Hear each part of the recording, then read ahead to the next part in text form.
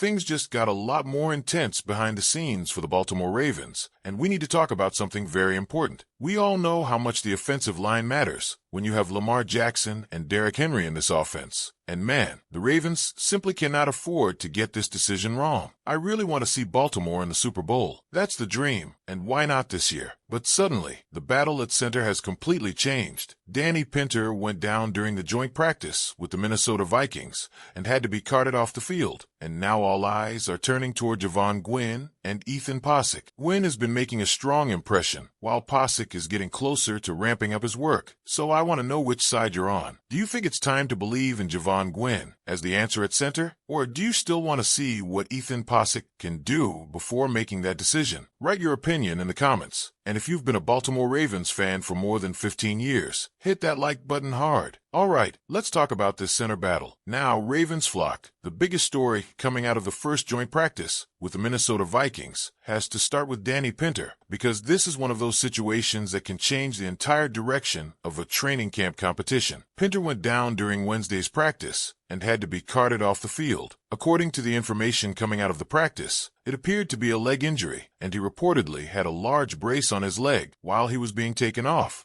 At the time of the report, there was still no official update explaining exactly what happened or how serious the injury might be.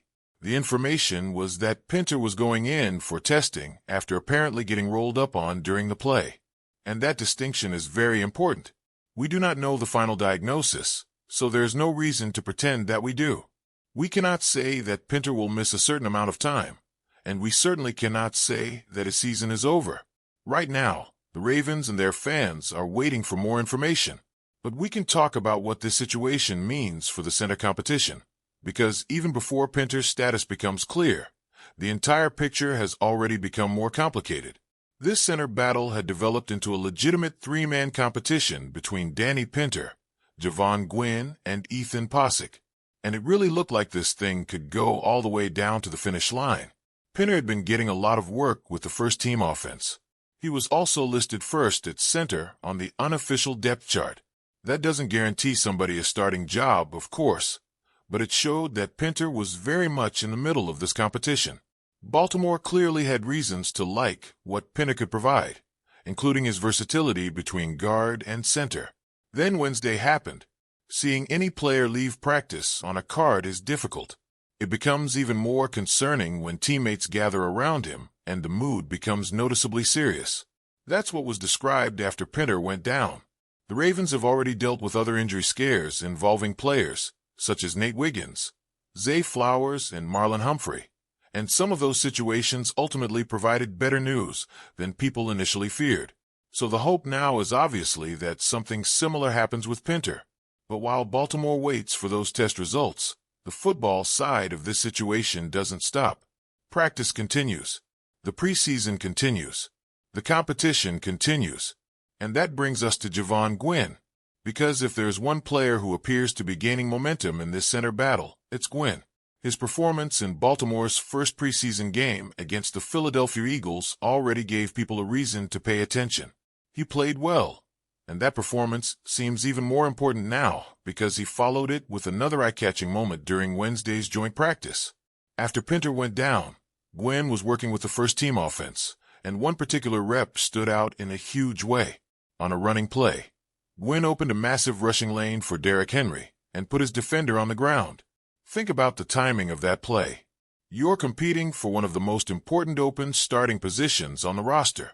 One of the other players in that competition has just left practice.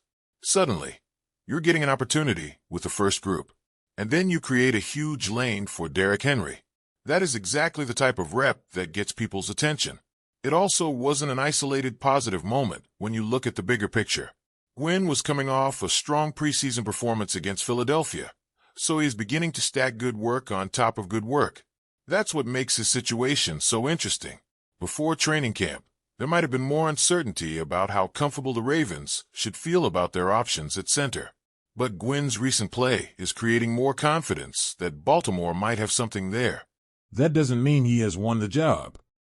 It doesn't mean Baltimore should stop evaluating everybody else. But it does mean Gwynn has made this competition extremely interesting. And there's another major part of this story that we cannot ignore: Ethan Posick. After Wednesday's joint practice, there was an update about Posick's timeline. The Ravens have apparently been targeting the second week of the preseason as the point where he can begin ramping up into more action. That means the competition could change again very soon. Jesse Minter talked about making sure Posick has enough time and opportunities to actually enter the competition.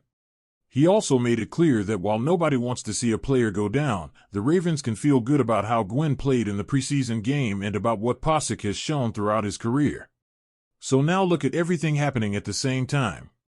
Pinter was getting significant first-team work and was first on the unofficial depth chart, but now Baltimore is waiting for information about his injury.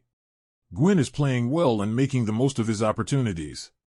And Posick is getting closer to ramping up his participation. That is why this battle feels completely different from what it looked like only a few days ago. Even if Pinter receives good news and can return relatively soon, he could come back to a competition that has continued moving while he was unavailable. That's the difficult reality of training camp. Nobody wants an injury to influence a position battle. Nobody wants somebody to lose valuable practice time because he got hurt. But coaches still have to evaluate the players who are available, and those players still have to take advantage of the reps they receive. Gwynn appears to be doing exactly that. And if Pinter does have to miss significant time, then the focus naturally shifts even more toward Gwynn and Posick. There is also another name that could potentially return to the conversation: Corey Bullock. Bullock had largely moved out of the center competition as the battle developed between Pinter, Gwynn, and Posick. But if Pinter is unavailable for an extended period, the expectation mentioned in the report is that Bullock could be brought back into that center picture. What does not appear to be the expectation, at least from the information we have right now, is Baltimore immediately going outside the building and making a trade. The feeling expressed was that the Ravens would probably work with the players they already have and allow somebody to step forward through practices and preseason games. And I think that's where this becomes such an important story for Ravens fans. Center isn't just another depth chart question. This was described as Baltimore's most crucial starting competition and probably the only real starting battle happening for the Ravens right now. Whoever wins this job will be operating in the middle of an offensive line that has to protect Lamar Jackson and help create space for Derrick Henry.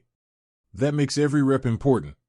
And Wednesday also reminded us that the center competition isn't happening in isolation. The Ravens' offensive line as a whole had a difficult day against Minnesota.